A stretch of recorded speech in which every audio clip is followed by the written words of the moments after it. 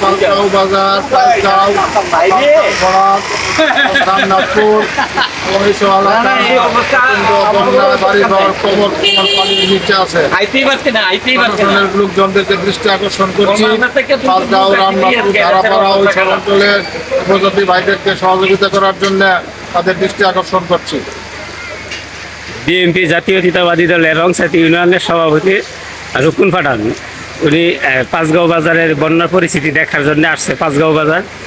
তো প্রশাসন ভাই আপনাদের সবারকে দৃষ্টি আকর্ষণ করছে, এই বিষয়টা একটু আপনারা দেখবেন এসে যে এই দিকের মানুষের পরিস্থিতিটা কি অবস্থায় বন্যার কারণে।